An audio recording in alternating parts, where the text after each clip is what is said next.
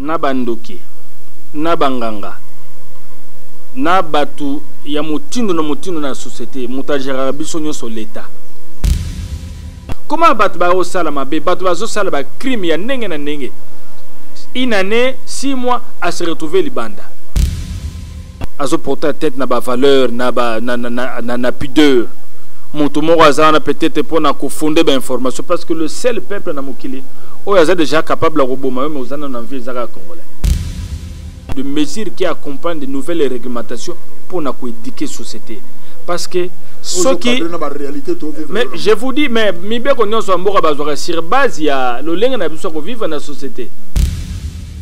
Donc c'est comme sous centre pénitentiaire et comme le Hollandais centre de réformation et le seul peuple mais je te dis aux envies mais quelque part déjà ba lobi akufa qui peut ba commis VIP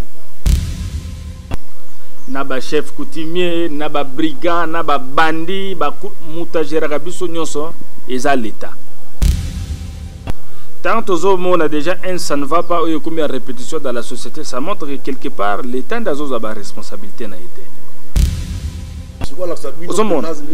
Si yango moni il faut parce que sur l'andi procès wana moi je ne sais pas procès wana sur l'andi yango bien ba évoquer qui n'a ba vente des organes wana. Alors net biloko kidnapper mutu balong la ba organe d'après ce que j'aurais ce qu'on a un phénomène quelque part ça moi faiblesse moko hein de la part de l'état il faut vraiment l'état s'impliquer entendu na procès wana par rapport à opinion pe ya batu tout d'abord pour comme à niveau ya obomi mutolongo le baran ya kotala bana wana je ne pense pas que baza pe na moi notion ya médecine na hotel na ba domaine approprié ba partir nzoto ya mutu.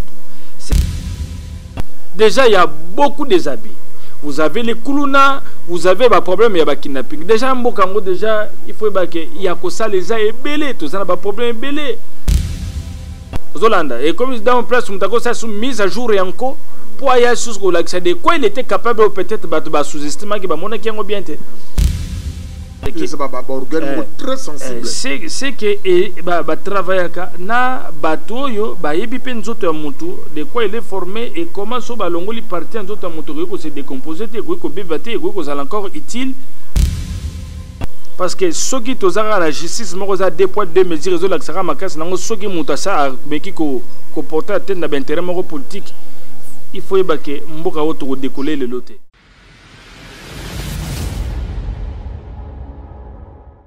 Le cœur de l'homme est tortué. Lobby motema ya mutemema qui est na potapoti, c'est-à-dire que toilettes publiques, a commandé toilettes publiques, les lots mutu ndenge bala tennis balobaka, o momuni lupus bo tenir nga rigueur te na latin bobika nde balobaka, mutakomi lu pona moninga na e moto. C'est vrai que mutamoni nzoto ya moto pamba, nzoto ya mutu komi fond de commerce na e nzoto ya mutu nde komi nzela nae ya kozela misolo bandeko balandi bienvenue sur votre chaîne. On en parle encore na émission oyo et si quoi puis tozolo belali comme na kidnapping et vente des organes ya bato mais to vend ici déjà partenaire officiel na biso génération Kuba Makisante Jekokis oui kamba mi bongo na président na biso avi Mone Makileke et le secrétaire général JC Boké. Tu na vend ici Guy ou Mberto Kabisi. Ya batu ya goudé le choix to gangi car leader ya papi tombo kolopi na joko jolie copie derrière la caméra ozo misabiso kitoko wapi je suis avec un beau gars to binga kae le blanc Jafar mutamaye le mutu ya bwana jolie copie fungula pour ba découvrir oyo to invité mon kolomwa le temps batu ba moni ba sepeli na jeu le susu wapi iboko zoe kaka na chaîne biso. Bonjour Jafar. Ouais, bonjour Ndeko Gauthier. C'est vraiment Miko le Belé, hein? Ouais. Bamboula même, hein? Ouais, Bamboula, depuis la dernière fois, ça la émission, ça la moi, Makasi. Ouais, ok. En tout cas, plaisir à toi. Batunion, c'est pas nanga, en tout cas, Nazali, Moutoua Kabola Makanisina Bino, par rapport à vie sociologique, économique et politique en Boganabiso. On est là. soka actualité zali to zangsa to kabula makanisi na ndeko nanga chroniqueur ben mission bondé ça la bien moi de mission oyo don thématique est vraiment relatif na ba réalité socio-culturelle, économique et politique en Bourg. En tout cas, je me sens à l'aise vraiment tant que tu kabula makanisi na oyo etali le lien na biso vivre dans la société quoi. Tu te sens à l'aise, gêne, le rôle là-bas, au bas, le calicana, tant que vous tombez dans la balle, le rôle la gêne. Vous avez un banga bangaté, battre la pion en ligne. Ah, bon, au moins, risque, c'est vrai, ils ont partout, mais sauf que la réalité, toujours vivre tous ces derniers temps. En tout cas, le Kouta m'a bé Keba, ils allaient, parce que le phénomène est kidnappé aux Hollandais. Donc, et comme vraiment. Pose ta taxi comme il oui il faut là en tout cas nanazana kati il faut faire le coffre pour donc ma besoin sera forme ce qui est vraiment to comme autant na bukebi makasi ma besoin sera forme tout côté na fond to zoomi tuna moto akoma ko sepela na ko sasa muningane moto azotala azoba organi na moto akoma na ko sepela na ko kidnapper moto to kena na bozindo penza eloko nini ko ki ko mema moto akoma tina niveau en tout cas, on permet de gagner simba micro. Au moni, n'engue tous à la raboye. Nabandoki, nabanganga, nabatu, ya mutindo na la société, mutajera bisonyo sur l'État.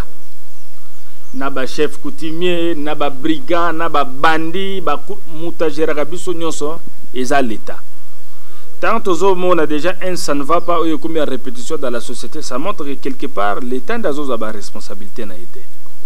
Aux Hollandais, d'être affaire kidnapping, et là, qu'on a, ils allaient démontrer en plus incompétence à niveau ya ba autorité urbaine na biso, à niveau ya ba bateau bazali censé à réguler société pour tambola avec harmonie aux Hollandais. Dossier waneza dossier moko ce qui bazu ba mesure te pour na koluka ko sil sango maintenant en tout cas et reçoit proportionnellement que tant où l'état a se doté tous les moyens et que coûter beaucoup de manœuvres et que coûter dépense mais côté de jeu il y aura maintenant plus de pertes de vies humaines, il y aura beaucoup de problèmes au vivre et tant comme ça là quelque chose déjà famille belé va perdre des bateaux. C'est peut-être maintenant ou jamais. C'est vrai maintenant ou jamais pour le belé ma responsabilité à l'état mais ce qu'on a ngambu ya mutu o azo sala motivation les abnani ezaka kanzala ezaka kapasi ezaka ka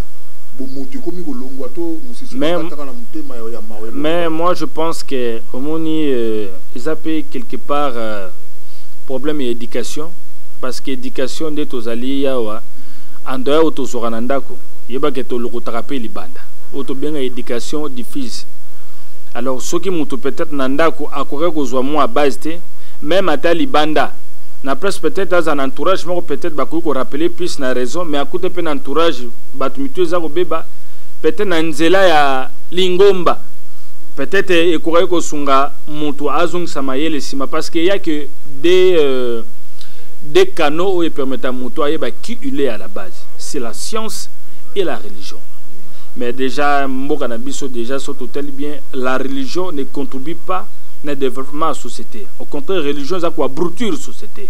Pour ne pas toquer de musique. Et la science n'est pas à jour. Classe aux autres classe balancer avec notre modèle de société. Ils allient le système éducatif même normalement ils sont mis à jour.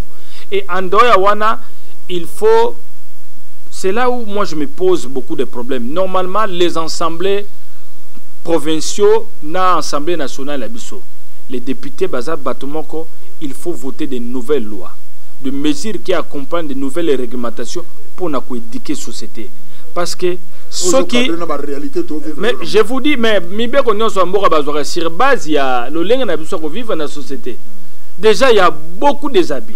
Vous avez les koulouna, vous avez des problèmes, il y a des kidnapping. Déjà, déjà, il faut qu'il y a que ça, les a ébélés, tout ça, il y a des problèmes ébélés.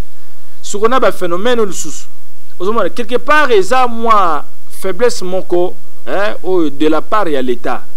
Il faut vraiment l'État s'impliquer et que appareil judiciaire nabiso, en tout cas justice à la 2 poids 2 mesures et que tant bazo kanga bana wana na ba délit à modèle wana, il faut ba condamnation à la ferme.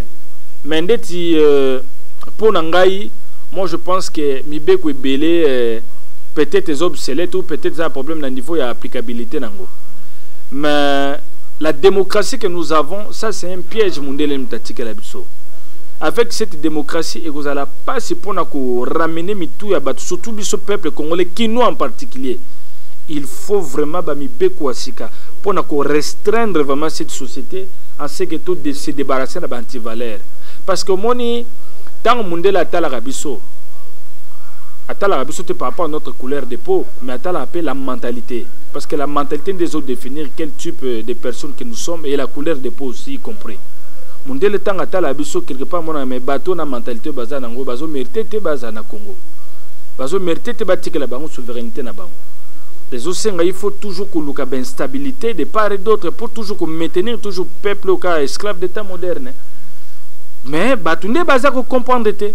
Na sala na yebisa yo déjà na émission to surano que ceux qui déjà besoin à 85% de jeunesse. Oyo ba ebikara kolata kobina koyemba. Dans un pays où vous avez des conflits armés qui a fait et qui continue même jusque-là, il y a des victimes, il y a la deuxième guerre mondiale. Je pense que il faut mituer ça là. Il faut se ressaisir. Il faut comprendre vraiment que tout outil wapi to zapi tozo kende wapi. Tout ça to zapi tozo kende wapi. Mais na kotala. Mais zo miko. To yo simbara. Simbara. Tu vois so nga na komi chroniqueur yo comme journaliste. T'es la gueule à la l'aise.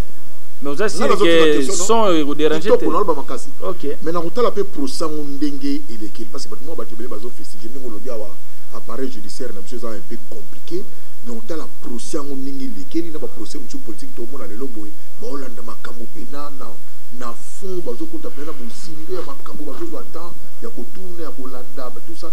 Mais na kotala oyo émettre toute une communauté, toute la société mal à l'aise. Mutu là comment préférer atambola makolo mutu là comme donc obenga mutu mutakondi maté mutu takomi ko soupçonner moninga naye. Personne n'a plus confiance en l'autre. Quand la ndenge procès ngwane keleleli wana elobeloni. Non mais ça inquiétude déjà na makasi na niveau ya appareil judiciaire na biso nga moko na lobi yango te eza même na ba personnalité juridique na biso belé pe baza ko déplorer peut-être lolenge. Ah oui, surtout mon konzambo il faut que sambela mingi pona mon konzambo parce que ko gérer société lokolo ya biso eza blague te. Yango to sambela nzambe po mko lezala ko lala la muka zu oyo eleki na sima ozaki na simeleki liboso mais bon mon na ba arrestation arbitraire et s'il faut ba peine de mort toi appliquons mbala moko. Mais il faut vraiment, parce que c'est la justice qui élève un État, les abyssaux montent le bien, mais le géniteur de l'existence, il y a humanité, il y a mutakoma qui est en anzala ma commune. Justice n'est le vrai État. Parce que ceux qui biloko peut vivre, maramoni tozo vivre le défaillance pesant à niveau appareil judiciaire. Parce que comment mutaza condamné à mort, le lobby à se retrouver les bandes. Comment batba au salama be batba zo salaba crime ya nenge na nenge. Une année, 6 mois à se retrouver les bandes. Donc c'est comme sous centre pénitentiaire et comme le centre de réformation Zolanda et comme dans place où ça sous mise à jour et encore pour aller sur l'accès de quoi il était capable peut-être de sous-estimer que mon qui est bien si yango moni il faut parce que sur l'andi procès wana moi je ne sais pas procès wana sur l'andi yango bien bah évoquer qui n'a pas vente des organes alors net biloko kidnapper mutu balong la ba organe d'après ce que j'aurais entendu na procès wana par rapport à opinion pe ya batou tout d'abord pour comme à niveau ya obomi mutu longo le baran ya kotala bana wana je ne pense pas que baza pe na moi notion ya médecine na otel ba na ba domaine approprié ba partir nzoto ya mutu c'est que organe très sensible c'est que ba travailler na bato yo ba yebi pe nzoto ya mutu de quoi il est formé et comment so ba longoli partir nzoto ya mutu ko se décomposer te ko bevate ko ça encore utile pour ba kende ko réutiliser on so na nzoto ya mutu ozolanda En tout cas, et c'est tout un réseau. Yango moni toujours senga vraiment na prise de conscience ezala na ba animateur judiciaire na biso entre autres les magistrats, même les avocats. Faut y que peu importe toujours ça la musala pour Nambongo, mais au-delà il y a musala auto bingi ko avocat, mais le valeur morale s'impose à tout le monde. Et l'autre différence biso na bikela munyonso parce que na mutunda peut se privilège au lekana ba ange. Na mutunzamba peut le pouvoir de choisir. Faut que même à ta biso ba avocat pétango yozo que nous plaider pour na moto. Mais par rapport à la conscience éthique na yomoko, tu vois déjà que moto na que c'est vraiment un gars qui est coupable. C'est vraiment un gars qui a fait ça vraiment sciemment de manière délibérée par préméditation. Mais tout cas au défendre. Hélas toyebi natira moto ndengezali. Mais en tout cas, ba ennemi ya mboka baza ebele. Oleba ki ne ko kidnapper bato nyonso bazali ko empêcher mboko kinde liboso na ba paisible citoyen bazo kinde ko sala ba mabe. Alors, il faut même balandela. Le magistrat ba oyo ba kataka ba dossier bana wana batinda bana na makala po ba ya ko surgir les sous. Même ces magistrats là doivent être aux arrêts. Ba kotika bango libanda te. Parce que imaginez tous les pays libanais. Les passe pour le besoin d'un investisseur. Moi, je suis na mboka à investir, à créer pas mal de choses. Dès lors, appareil judiciaire na biso ezana no na ba quoi kebele. Parce que justice quand ça élève un état. Ce qui batnyos bazo tambola na kobanga mibeko. Il faut que ça c'est une bonne promotion tout ça pour Namboka na biso. Et puis ça incite batu belé des bailleurs de fonds d'investir dans le domaine le bail pour investir parce qu'il que l'état pour protéger. Mais hélas que heureusement yemo mo konzambo kaza ko reconnaître que yen ça ne va pas. Yango moni biso nyonso pour tout changer Namboka oyo ezaka kana l'état. Il faut toutes les couches de la société doivent s'impliquer. Ndena yeb ça prochainement même ba musicien na biso. En tout cas, on a quelque part d'accord. Je veux bien dire quelque part d'accord. On est bête la rabiso bango. Parce qu'ils ne comprennent pas les enjeux. Oui, n'est pas bête la rabiso bango. Oui, il y a solo. Parce que il y a beaucoup de choses. On a quoi écrire mité ma batte. Société ils a plus quoi accumuler des antivaleurs. Mais bozar ba musicien bazo contribuer toujours na dépravation quand il y a ba valeur. Yango moni basé belité nzamba son un jour l'état kanisa kulutu redi à misi to papa redi à misi même parce que ba yemba banzembo oyo ba évoquer ba réalité oyo 95% bato ba leka na ba biloko bango ba yemba ba vivre ba réalité oyo ya yemba ozolanda. Il faut toutes les couches de la société de comprendre les enjeux. Non, il faut ba musicien ba comprendre que baza na rôle à jouer. Basa l'influence na bango na ninga malamu. Na banzemo na bango ba tika tout le temps ko évoquer tout ce qui est bêtise. O ezana pour mon côté na bien-être de la société. Ba imba banzemo zali ko interpréter kibomoto. Ba imba banzemo zo mema bato na sans sa responsabilité. Ba imba banzemo zo permettre biso to ba que oui, hasard ezalakate, tout le monde a un rôle à jouer dans la société. Et pour le bien-être de la société et pour la gloire même ya Tata Mokele. Pour la gloire de Tata Mokele, batubeli balobi TikTok pe na ba réseaux sociaux tellement ba influenceurs baye na TikTok azola ki sa ba ningane ba jeune fille to ba jeune garçon qui a commis na bongo azo rouler na carrosse na mitu kamu izo coûter trop cher makambo wana izo beta na moi mitu ya bande ko télé ba surtout ba jeune ningi ba landi makambo wana pour l'argent facile yango ba influencer bango ba landa bango. Mais problème est à TikTok réseaux sociaux. TikTok et la WhatsApp et les problèmes ils a logiciel électronique on a été problème ils usagers moto aza ko exploiter ba logiciel wana batumsu bazo sala ngo pour des mauvaises intentions bamsu bazo sala ngo pour na véhiculer un bon message bamsu bazo sala ngo pour na sala ba promotion marketing commercial ba biloko na bango sauf bato baza mal intentionné ni bazo zwango pour ba exhiber ba bozo bana bango ba porter atteinte na pudeur. Yango moni le problème c'est dans l'éducation.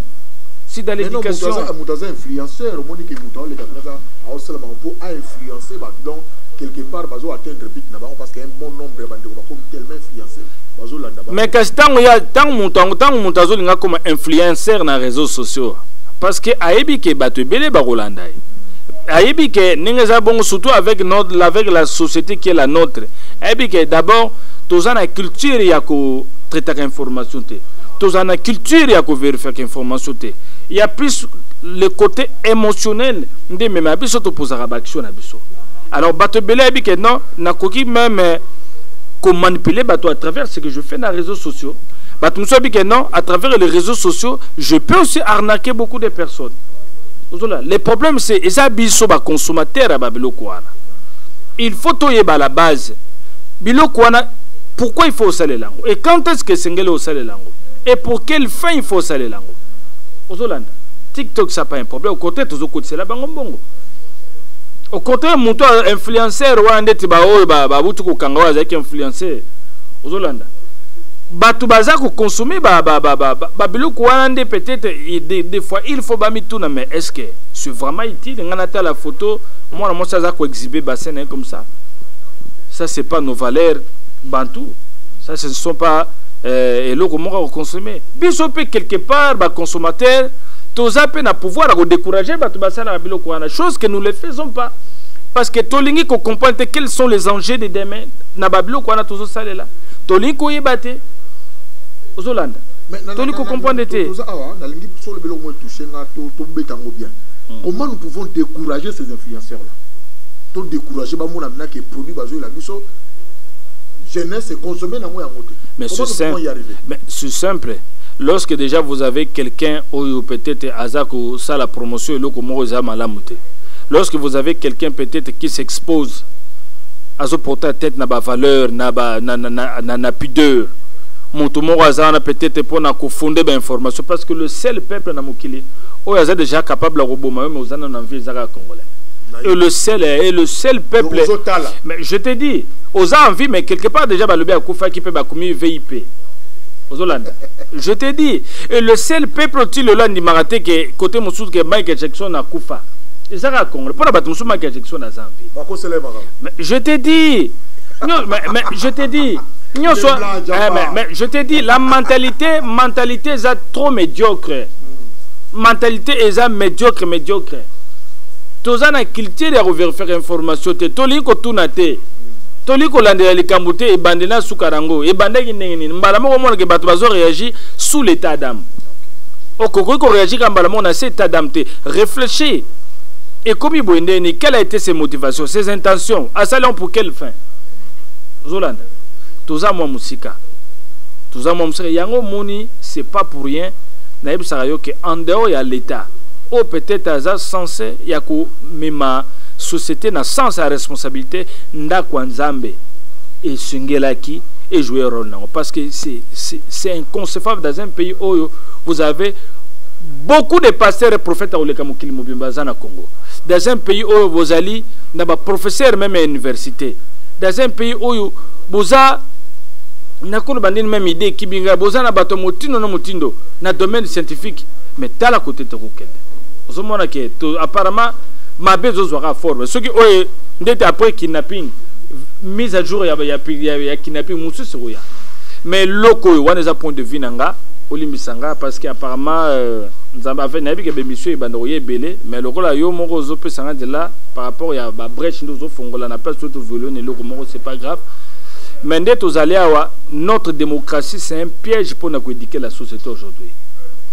Il faut que l'Assemblée nationale vote de nouvelles lois bazoba initiative belé pour nous éduquer la société. Au cas contraire anarchie et aux aura proportion moko il y a grave et comme à un niveau que l'État a des difficultés à gérer bisogno sonambala moko c'est maintenant ou jamais. Toza le seul peuple où topé sa nzambe mama na kanda mama na colère parce que toza na nyoso pourquoi mitu abatuzo salate le seul pays batu nyoso bazan église d'attache ata bazan ba parti politique de même mutu nyoso so akina na église même Carmen Ramel na biso siazo kelpenda kwa nzambe azo kenda kwa nzambe mais tozo kende koyekola nini parce que mentalité na biso zo changer tozo komara de plus en plus batu mabe dans la société. Et c'est là où est notre faiblesse.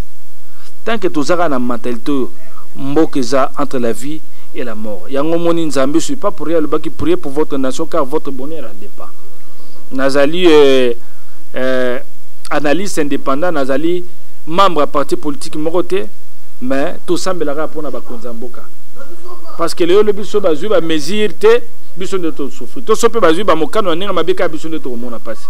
Nzambe a battu surtout être un président mboka lokola biso c'est pas facile.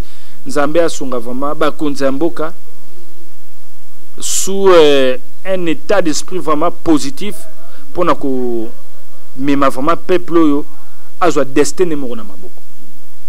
C'est un peu ça. C'est un peu ça toujours grand mama kina. Puis yo lokola jeune pour to ko banu kina on suka.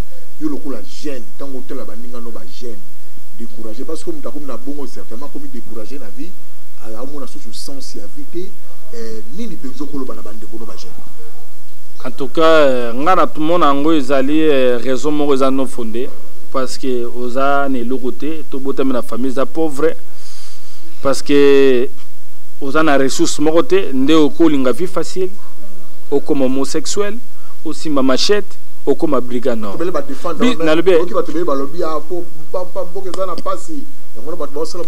non tala bazali belé bazape na passe bazala ba même situation financière. Bato belé bazala ba difficulté et belé babola bazé belé mais pourquoi ba embrasser métier au ba noko ba osalaté non et ça le kuta c'est un état d'esprit, c'est un état d'esprit et le que ça plus important il faut y à la base que tu es de quoi tu es capable et rôle ni de singelo jouer c'est ça la magie, c'est ça la magie, c'est ça la magie. Ce que pour comprendre Babylone qui tu es et de quoi tu es capable et rôle ni ne singelo jouer dans la société biloko misatouara parce qu'on est tous appelés à remplir quelque chose dans la société. Nzamba que la richesse que la pauvreté nzamba que les bisognos sont des êtres humains mais ayeba ki motema ya mutu et comme mabiso na ba problème nyonso tozo connaître lelo mais ce que mutu la mutu famille tunaka est-ce que alingi lobby azala na poubelle ya histoire to lobby atanga na zate mais quand même ba œuvre na ngai bato ba rendre toujours ba bon témoignage pour na ngai ozolanda. C'est la question. C'est la question que les gens doivent se demander. C'est là où je te dis que la religion a une grande responsabilité. Au contraire, c'est une aubaine pour la religion. Lorsque je parle de la religion, les animateurs religieux plutôt, pasteurs, entre autres, surtout bisoba chrétiens, c'est de trop. Le plus grand, le plus dangereux, c'est la facilitaire aussi ma Bible. Les personnes les plus dangereuses, ce sont ces gens-là. Aux Hollandais. Et il faut battre à bateau le vrai problème à la base. Il faut battre à bateau. Ce que monique ozoyeba eloko kosalate na place comme kuluna. Mais ce monique oza na aptitude moro physique normale okokota armée okokota police. Parce que kuna ba robot ya yote. Pourquoi tu n'es pas allé là-bas? Est-ce que boni na ba garçon na nyonso ba kindata na ba garage na biso pemena yoka la mécanique ba robenga na ye? Non, tolingi vie facile, tolingi sacrifice te, toza la notion ya parcours te, ya histoire te, tolingi balamo tozwa lelo. Et yango moni e belé baza ko perdre ba vina bon e belé bazo sala ba erreur eza ko rattraper bango après et même si vina mo bimba. Ça c'est pas une raison qui tient debout ndekonanga, c'est pas une raison. Je suis Bandal, fier d'être Bandal. Non, bon, en tout cas, on est dans un vraiment trop na obédience à bateau comme ça bloque on était Bandal Paris non. Par rapport à ma mais en tout cas bon, on a nazan natif ya Bandalongo mais na komi na okolinde mingi na Bandal na ume na Bandal mais ata soza natif ya Bandalongo mais ezelo mo c'est déplorable ezelo kozana ngo fierté mais au moins kuna Bandal quand même esali tole ba commune musubo ebité. La commune Subo yebite et puis toujours le quand on peut s'y rater. Au retour na kinga ni ba sali bo. Donc pour te dire que bato sous-estimer même capacité à l'état il faut s'impliquer. Voilà, l'état faut s'impliquer en tout cas de balbara na top Congo ngana kochono na ndako mukonza mboka. Muna makamunyo surtout zo le capo na yo mukonza mboka na minito ba mesure une fois zala. Bon, en tout cas, c'est juste de prendre des mesures par les biais ministère de la Justice. S'il faut sanctionner par les biais ministère de la Justice, il faut sanctionner les magistrats et belé corrompus au sein de l'appareil judiciaire Nabiso. Parce que on est basé pour ternir image en Mboka, y compris même ya Mokonza Mboka. Parce que ceux qui sont à la justice, ils ont des poids de mesures, ils ont l'accès à ma casse, ils ont ceux qui ont porté à tête d'intérêt politique. Il faut que Mboka décoller le loté. Parce que l'Iban n'a pas pu atteindre la Rabisso. Alors il faut te vendre une bonne image de Nabisso. Ils ont tout le temps été battu la Molière. Ah, Botala, c'est de trop. Zomona. Mouto à Saliban, mais bateau. Il y a un peu tout à l'heure. Mon dieu, le temps à la Bisso, non, mais bateau, barotique, la baron, Kotana, Diamana, couvre. Mais toi, bateau, Zarobeba. Il faut bateau, tout le que la baron, les voies et moyens pour maintenir toujours Karaboui. C'est ce que nous ne voulons pas comprendre. C'est un peu ça. Donc, Mokonza Mboka, s'il faut sanctionner, magistrat nous sont corrompus dans l'appareil judiciaire, en tout cas, qu'on hésite Mokonza Mboka. Hier, il y a un faire un kidnapping.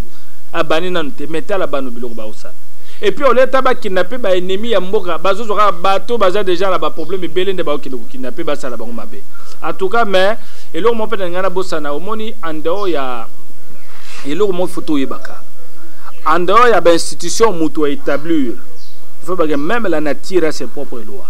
En haut, la loi de l'attraction, la loi de l'équilibre. Tant que tu as le sang des innocents entre tes mains, justice ou pas justice, même le temps va te demander des comptes. Même l'histoire va te demander tout ça. Il faut que de tous alara, peut-être que ça moutou. Peut-être que là, tu as mutu, tu lié bilora mutu, ou c'est l'eau mort, mais il y a kuboma mutu, surtout innocent. Au long on a conscience notée toute ta vie. Et puis la vie est tellement bizarre que ceux qui rendent compte était postérité non les condamnés. C'est un peu ça. Et bah député à l'Assemblée nationale à Bissau. Donc d'accord banine français tala. Tolukami beko. Il faut ramener quand même na le bateau en plein 21e siècle, en pleine compétition internationale. Il faut qu'on vote la loi, la mesure pour réglementer Bissau. Le seul pays dans le monde, pour ne pas exagérer peut-être le seul pays, mais quand on a un rare pays dans le monde où l'État a l'accession efficacité n'a été. Où un civique, un criminel, l'État. Il y a un démocratie, c'est un piège. Il faut tout la démocratie. Il faut tout comme à un niveau que tant au bomi moutou par préméditation. Au bomi moutou basali banquette bamon qui a solo aux alliés coupables de A à Z. On doit te tuer. Il faut pas bomayo. Ce qu'on a raison, l'État tikio. Toi sanctionner peut-être légèrement, mais ce qu'au bomi moutou de manière délibérée. Au bomi moutou injustement. Tu dois rendre des comptes. Il faut pas bomayo parce qu'il n'y a pas de pays au Sud-Afrique. Mindel baza ko inventer le démocratie to kena okota na ba traité mususu lelo peut-être aux autres même na ba po casser mais les États-Unis il y a les biloko condamnation à perpétuité chaise électrique na injection létale les alliés mentalité za obeba toza trop médiocre s'il faut tozong sata fimbo à un niveau to salango to komi trop loin. Je pense que comme la émission vraiment à pied levé. Mais moi je pense que c'est bien parce que Batonio surtout aura temps. Avant dans 2 jours on va dans la place pendant 1 heure de développer un thème manquant surtout dans la société. Surtout je te dis mais c'est ça la base. Zolanda socle nyoso ya développement et zobanana la société. Richesse à liboso, ils diamant, cuivre, coltante. Ils allaient d'abord moutou à moutou. Il y a un balubi qui investit dans l'homme. Dictement le barabo. D'abord, vraiment, il faut investir dans l'homme. Le capital, c'est le capital humain. C'est le capital humain. C'est le capital humain. Il y a un mondele, les jours où Batonio se va réfléchir comme un seul homme à la raison. C'est les jours où Bango passe na bango pe bande. Voilà, donc comme il y a une émission pour nous disons seulement merci à Jafet, dans la Benga Kaye, Mobile et Pembe les Bogards. En tout cas, merci aussi à Julie comme derrière la caméra.